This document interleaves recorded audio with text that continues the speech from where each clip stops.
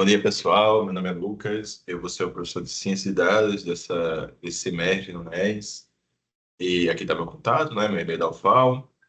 E eu vou hoje falar um pouco do curso de Ciência de Dados, que eu vou ser professor esse semestre. Primeiro, falar um pouco de mim, né? Porque eu trabalho. Eu sou engenheiro civil, formado aqui na UFAL. Tenho mestrado e doutorado também na área de engenharia civil, mas em particular, tanto minha graduação quanto meu mestrado e meu doutorado foi numa área que a gente chama de mecânica computacional. Então, minha graduação foi usando visão computacional e sistemas embarcados, computadores portáteis, e o mestrado foi usando programação para GPUs para obter ganho de desempenho. E meu doutorado foi usando inteligência artificial na detecção de anomalias, que é tanto o que eu trabalho hoje aqui na UFAL, né? Eu sou um pesquisador contratado de um laboratório chamado LSCV aqui na UFAL, como é a área que eu atuo como sócio na minha empresa, Combate IQ, né? Que eu uso inteligência artificial para extrair estatísticas de luta de MMA e boxe. Basicamente, a gente detecta lutadores usando as câmeras, detecta golpes, faz a análise da câmera superior para verificar quanto eles andaram e outras informações interessantes da luta a gente consegue extrair. Vocês podem ver aqui um dashboard mostrando a ferramenta em funcionamento em tempo real. Isso acontece em tempo real. Enquanto o UFC está transmitindo o evento, extrai estatísticas, manda para eles e eles em tempo real conseguem exibir na tela para o pessoal que assistem lá em casa conseguir ver as estatísticas. Para fazer isso, eu uso alguns conceitos de visão computacional. Vocês estão vendo aqui os minions, né? Eu dou umas ferramentas como o Sen2, que é uma biblioteca do Facebook que faz segmentação de imagens, ou seja, eles conseguem segmentar um objeto ou uma pessoa da imagem durante o vídeo inteiro. Então, isso é uma das ferramentas que eu uso, combinado com outras várias ferramentas, porque ela sozinha não dá conta de se recuperar, de conseguir se recuperar, que eu falo, se ela perder a informação, e sem outras ferramentas para recuperar a informação que foi perdida, entre outras coisas. É uma das ferramentas que eu uso para executar o que a gente está vendo aqui no dashboard à direita. E eu também sou professor do Deep Learning Institute da NVIDIA. Eu ensino IA, ensino outros temas, como processamento de alto desempenho, pela NVIDIA, usando o Deep Learning Institute. Esse é um tema assim, que a gente pode abordar no futuro. Eu posso convidar vocês a participarem de cursos, se se interessarem, porque eu consigo emitir certificados pela NVIDIA dos cursos que eu ministro. Então, a gente pode combinar depois para ele fazer uma turma daquele NES e a gente realizar um curso desses, de 8 horas, então mais ou menos 8 horas para cada curso. Mas, enfim, vamos voltar para esses dados.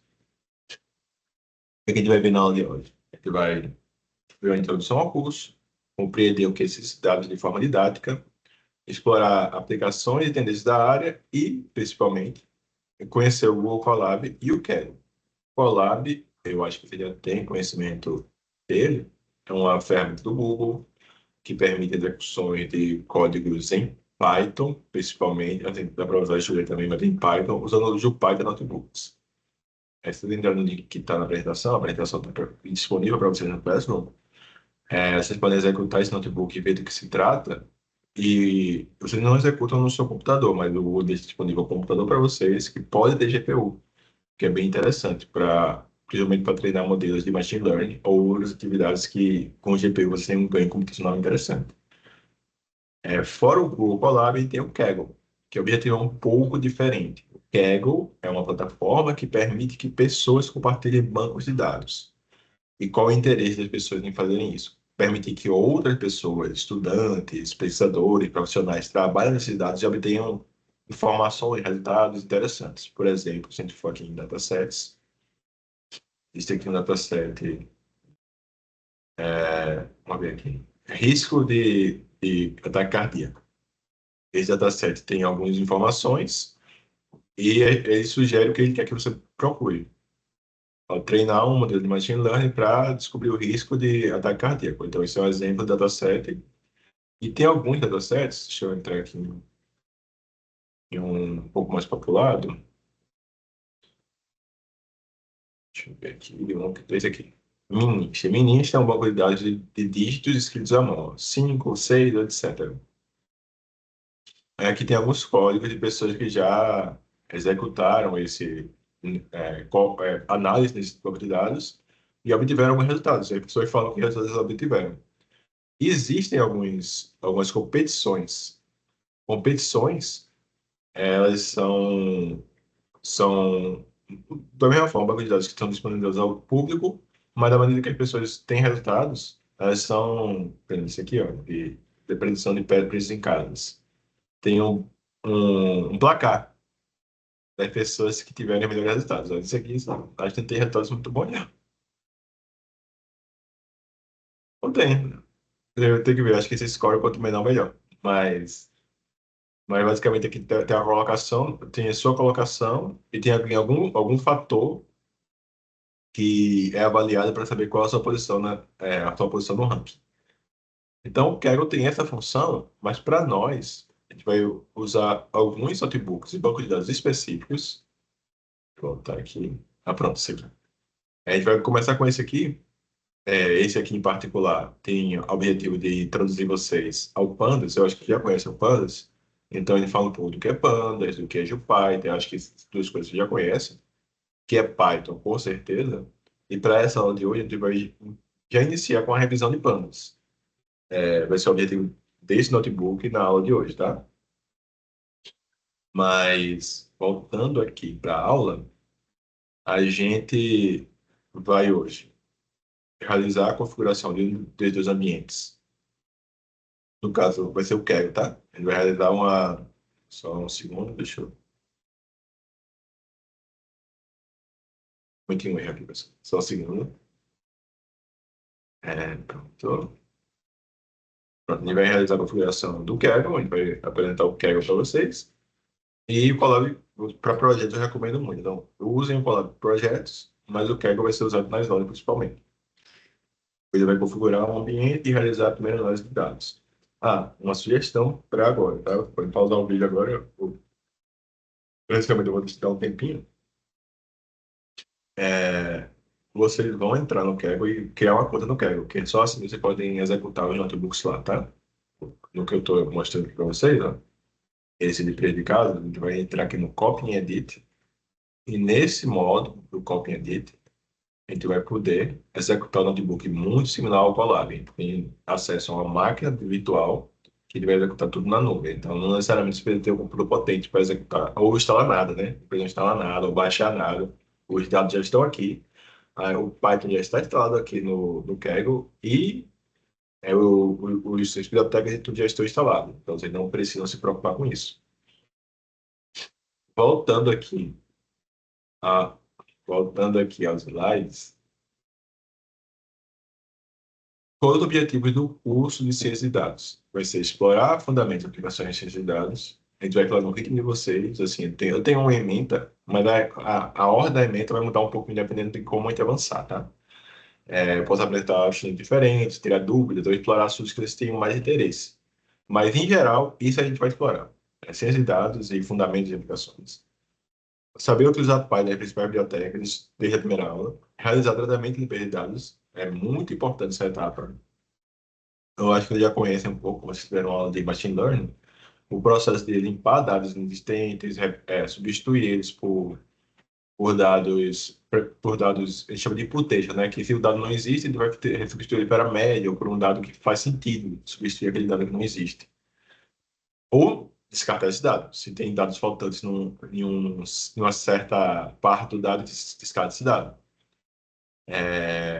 Outra coisa, a gente fazer normalização dos dados, é um processo importante para treinamento de modelos, machine learning. Então, tudo isso a gente vai olhar na parte do tratamento e limpeza de dados.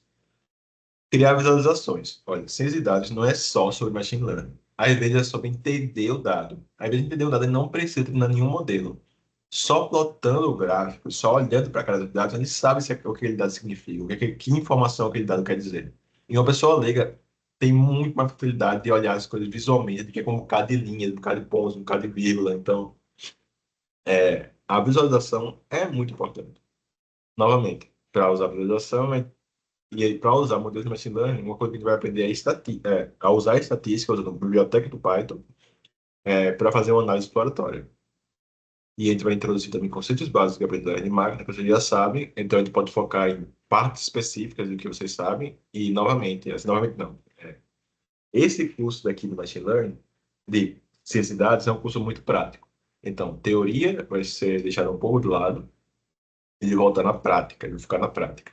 A gente vai entender os porquês dos cases, mas sem fazer a parte matemática, focando mais na aplicação das bibliotecas já existentes. E, por último, a gente vai desenvolver projetos práticos. Vão ser dois, na verdade. A lista de atividades que eu vou passar, uma por aula, vale 3 pontos. E os projetos valem 7 pontos. Então, vale 70%. São dois projetos. E eu vou. Meu objetivo é deixar bem livre para vocês. Eu vou sugerir alguns temas, mas vocês podem escolher. Projetos provavelmente vão ser em grupo. Eu não sei de quantos ainda, vai depender de como eu vi o programa de vocês, ou quantas pessoas. Depende da complexidade do projeto também. Mas esse vai ser a divisão dos pontos nas aulas. E vamos lá para o que é ciência de dados. Ciência de dados é a arte de extrair conhecimento dos dados. Ou seja, a gente vai ter dados brutos, dados de diferentes fontes, então os dados talvez conversarem entre si.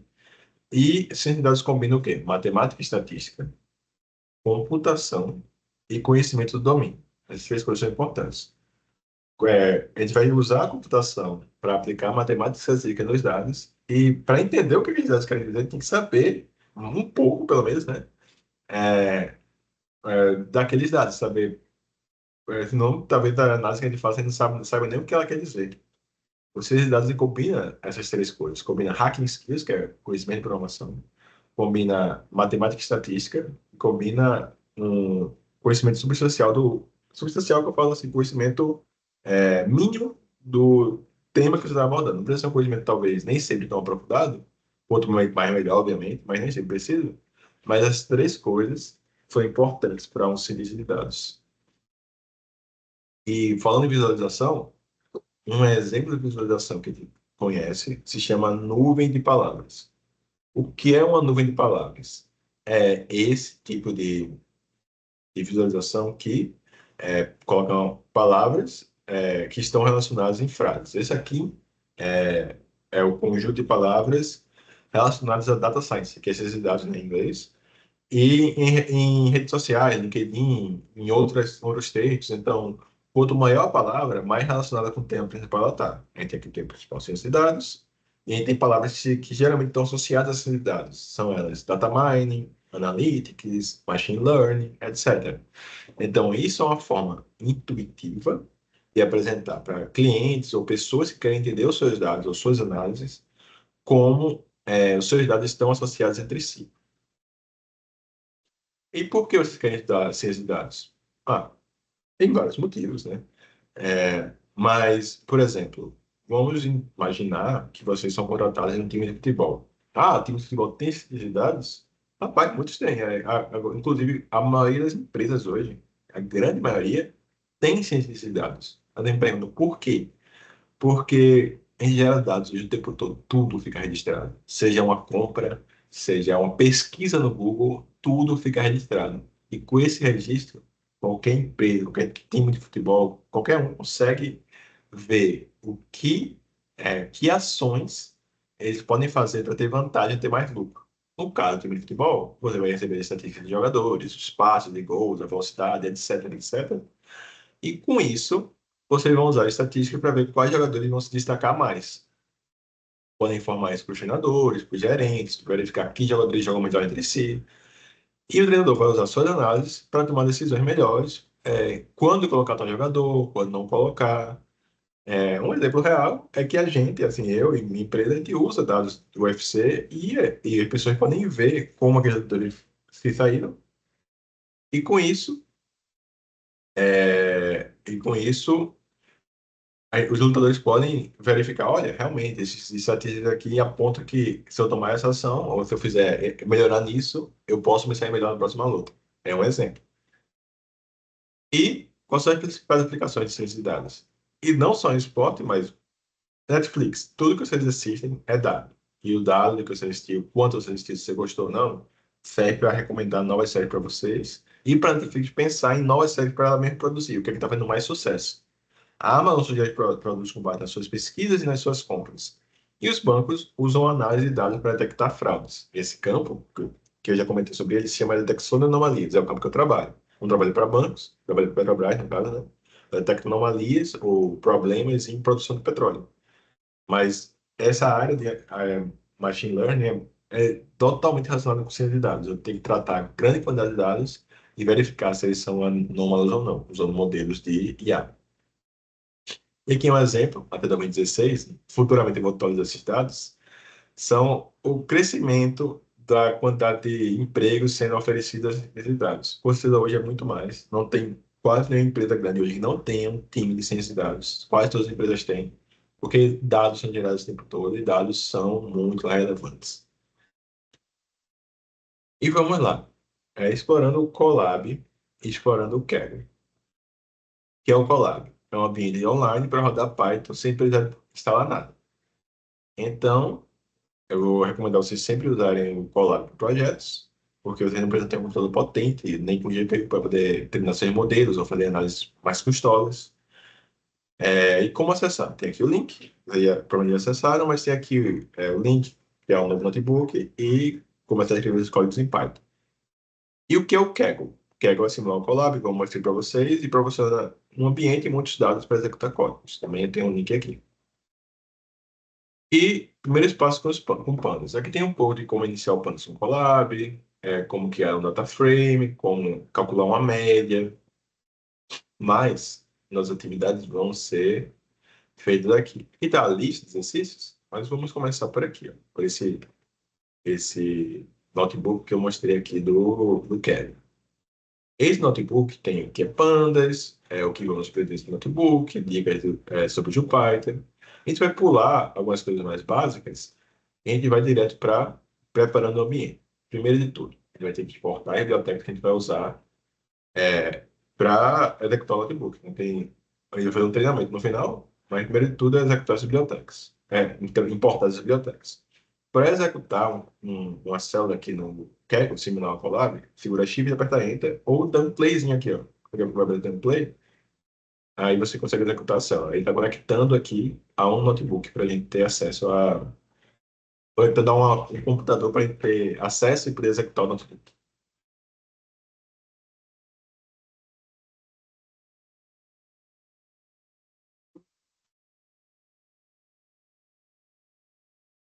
Ó, executou a primeira célula, tá vendo um númerozinho aqui do lado?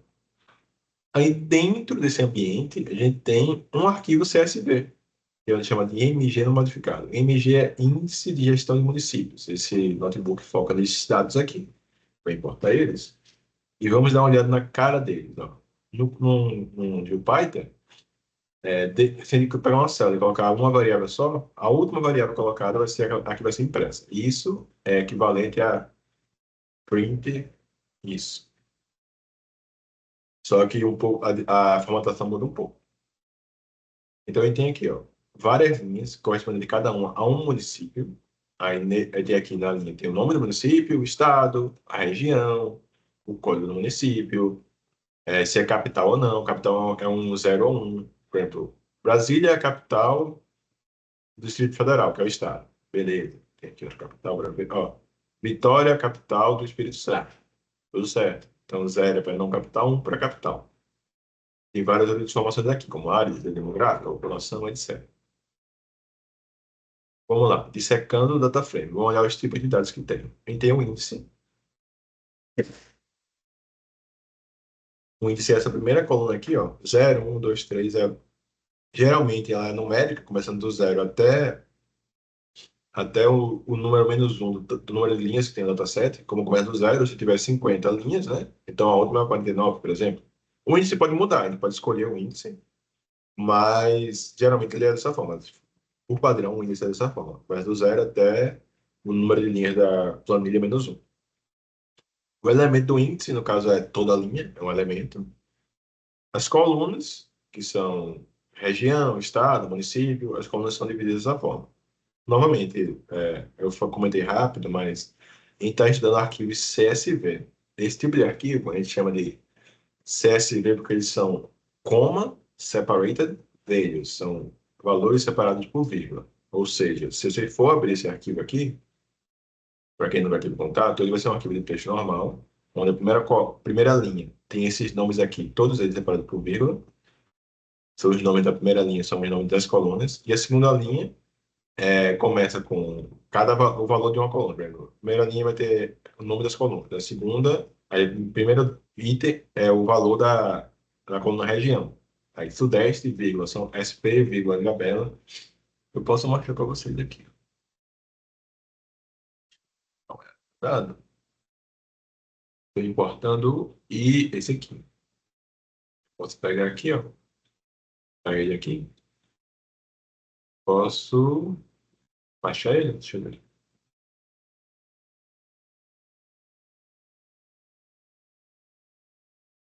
Posso, tá aqui. Posso baixar ele. Para baixar e dar uma olhada. Ninguém com o Google.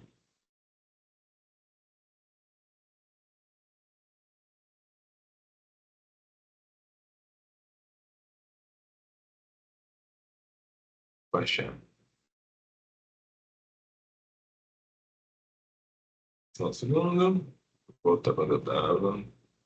Tô executando aqui as coisas.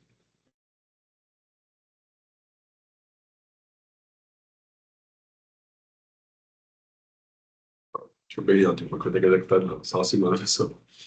Enquanto eu não tenho que executa, eu vou olhar esse CSV. Só um segundo. Pegando. Botar onde estava. Aumenta aqui. Ah, já estava ligado, então tudo certo. Deixa eu abrir aqui para nós.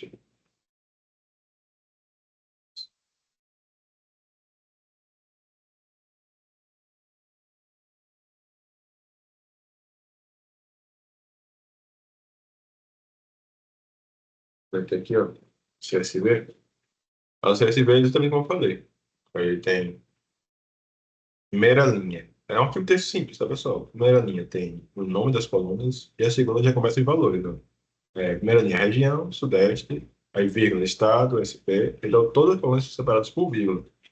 E existem CSVs que a gente separa por outros separadores, como ponto e vírgula, etc.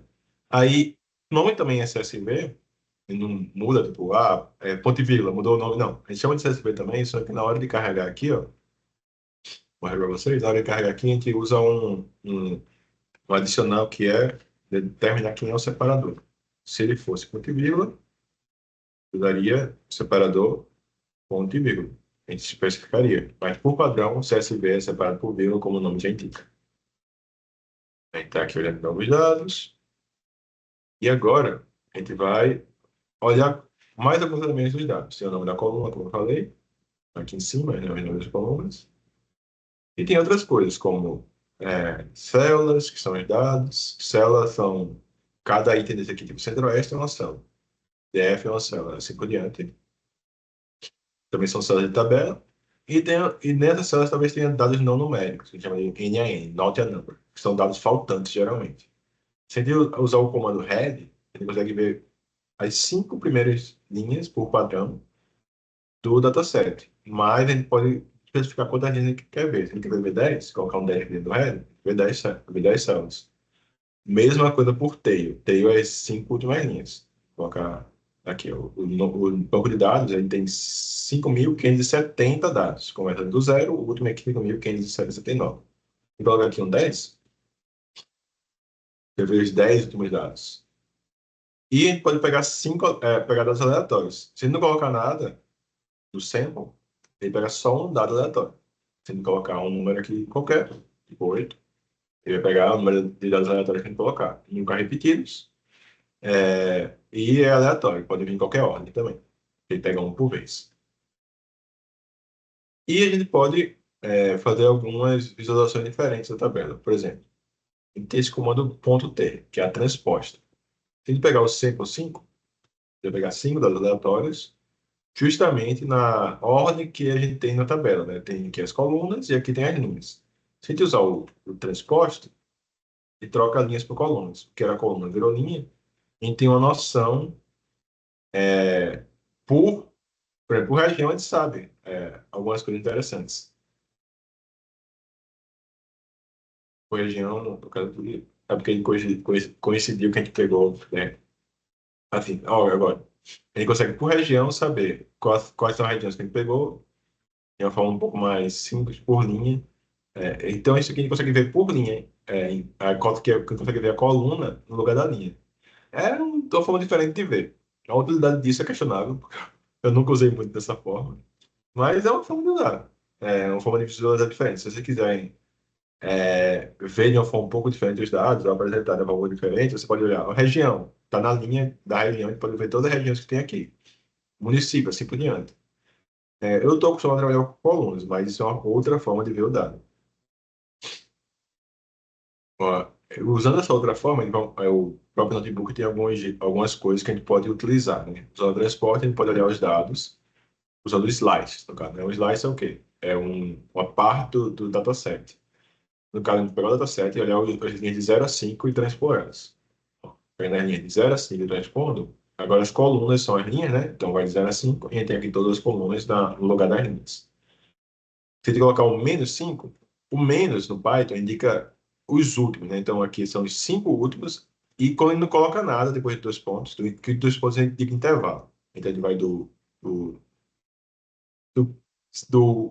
tipo, dos quinto de trás para frente até o último dado. Se ele não colocar nada, significa até o último dado. Se o dois pontos fosse na frente, ó, vou mostrar, dois pontos atrás. Então vai dos 5 últimos, né? Vai do 65 até o último, que é 69. Se fosse fizesse o contrário, e fosse sem nada até o menos 5, seria do começo até do começo, que eu fiz transposto, né? Aí transposto vai continuar até o quinto de trás para frente. Então, são quase todos os dados que tem aqui. Se a gente for olhar o tamanho disso aqui, o tamanho vai ter. Entendeu? Escrito. Que é o tamanho da número de linhas. São 32 linhas, porque no transposto são colunas. Deixa eu tirar o transposto.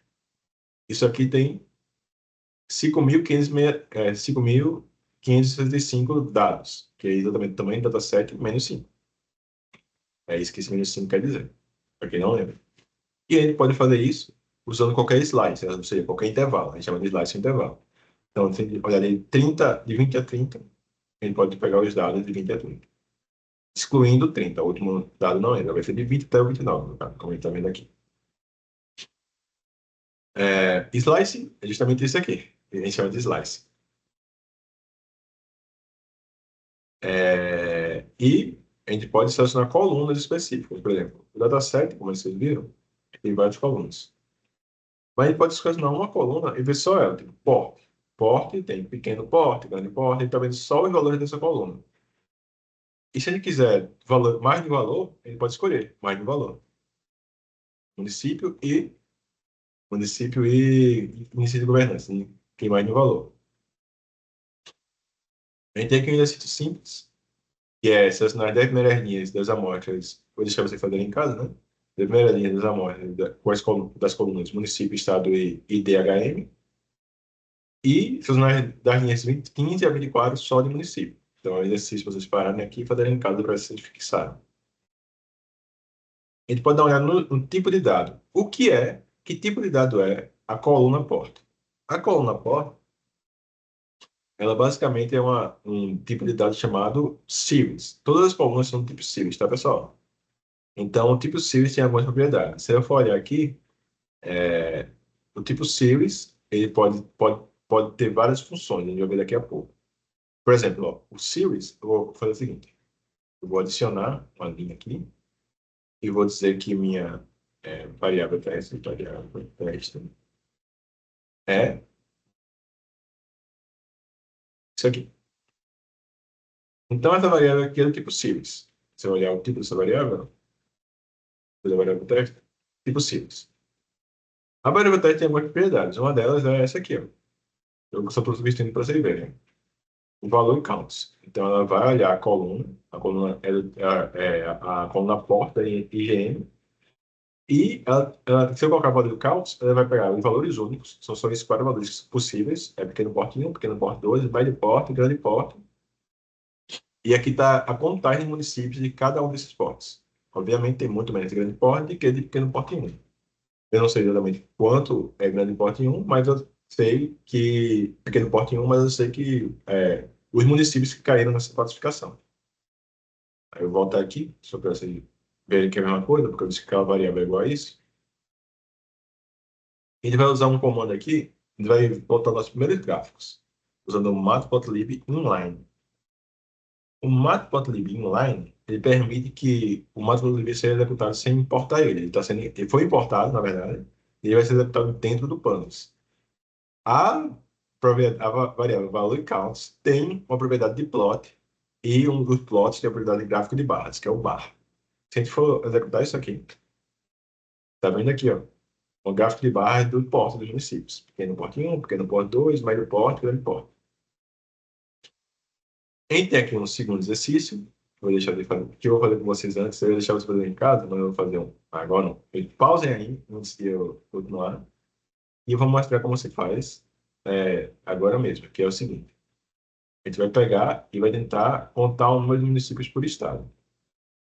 Ora, eu sei quantas vezes, assim, eu sei que cada linha do dataset é um município. E eu sei quantas vezes cada estado se repete. Ora, se eu olhar aqui o meu dataset, eu sei cada linha é um município e eu sei que o estado aqui, a quantidade de vezes que ele se repete é justamente a quantidade de municípios. Então, se eu fizer isso aqui, ó, pegar esse mesmo comando e colocar estado, eu sei exatamente quantos municípios eu tenho por estado. E se eu colocar o plot bar, consigo ver aqui o plot sim do quadro de município por estado. E Minas Gerais tem 800 municípios, meio doido. Quando isso não daria certo? Se eu tivesse municípios que não me repetidos. E eu tenho, mas eles pertencem a estados diferentes. Aí é que está o conceito de conhecer os estados. Eu sei que cada linha é um município. Então, a quantidade de vezes que o estado se repete é a quantidade de municípios daquele estado.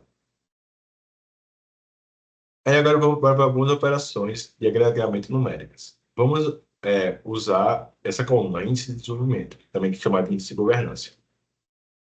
Se eu usar o count nessa coluna, eu sei que tem 3.303 dados. Mas tem isso mesmo? Na verdade, ela tem tamanho 5.570. Ah, então por que ela tem 3.303? Porque essa é a quantidade de dados válidos. Tem cidades que nunca foi medido o índice de desenvolvimento. Ou seja, a cidade tem desenvolvimento não computado. E por isso ela não aparece aqui. Se eu usar o comando isNull, eu sei quantos dados foram nulos. Então, onde aparecer falso é porque o dado não é nulo, e onde aparecer verdadeiro é porque o dado é nulo. Então, eu tenho vários dados nulos. Por isso que quando eu conto, eu descarto dados nulos. Não está sendo contado aqui. Se eu olhar a soma de quantos dados nulos tem, são 2.267, que é exatamente a quantidade que falta para o total de dados. Aí o que eu vou fazer aqui? Eu vou usar o comando dropNA, que dropa todos os nulos. Eu só vou ter os dados não nulos. E se eu somar a quantidade de dados que a soma é nula, agora que eu usei o dropNA, opa, tem coisa errada aqui. Isso aqui, ó, tem que fazer isso aqui, ó. Porque se só usar o dropNA, ele mostra qual seria o resultado. Ela tem que atribuir isso ao meu dado. Aí agora que eu atribuo, não existe mais dados nulos. Essa que é a ideia. Ou eu podia fazer isso. Isso é o equivalente a isso, tá, pessoal? São coisas totalmente equivalentes. Aí agora eu posso olhar o valor mínimo. O valor mínimo disso aqui é 0,258. Não sei o que significa em relação a índice de município, mas deve ser não tão bom, né? E o valor máximo é 0,767. Esse é o melhor índice de desenvolvimento do Brasil. Isso é governança, no caso do município. E a média do Brasil é 0,5, mais ou menos isso. De padrão seria 0,083. Não sei se vocês lembram, mas essa parte de conhecimento de estatística. A gente usou o conhecimento do dado, sabendo que tem uma cidade por linha. E agora, para quem usa o conhecimento de estatística? Se a gente for olhar aqui, distribuição normal ou distribuição gaussiana, também é um exemplo, a gente vê como é essa distribuição. Ela tem uma característica bem interessante. Ó. Ela tem a característica de que Vamos lá. O gráfico dela. Se a gente pegar a média mais ou menos um desvio padrão, e quando eu falo de distribuição normal, a maioria dos dados, ou boa parte dos dados, podem ser colocados como uma distribuição normal. Se, altura de pessoas, tamanho de sapato.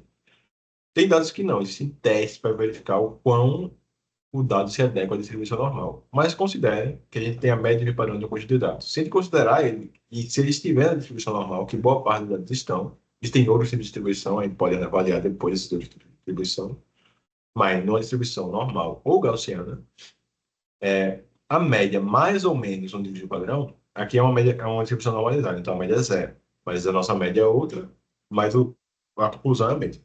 A média mais ou menos um dígito padrão compreende 68% dos dados, ou seja, 68% dos dados estão nessa meiuca aqui. A maioria das pessoas tem altura similar à altura média.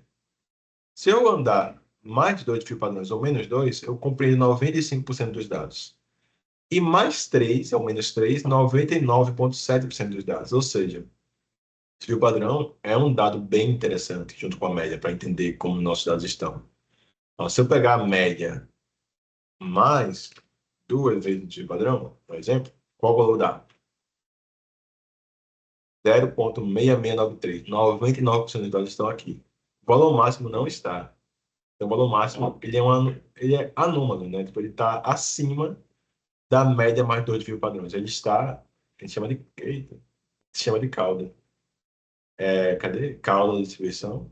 Ele está aqui, ó, acima do 0,1%. Então, esse valor máximo é bem raro. Bem raro. E em vez de calcular isso separadamente, a gente pode ver tudo isso usando esse describe.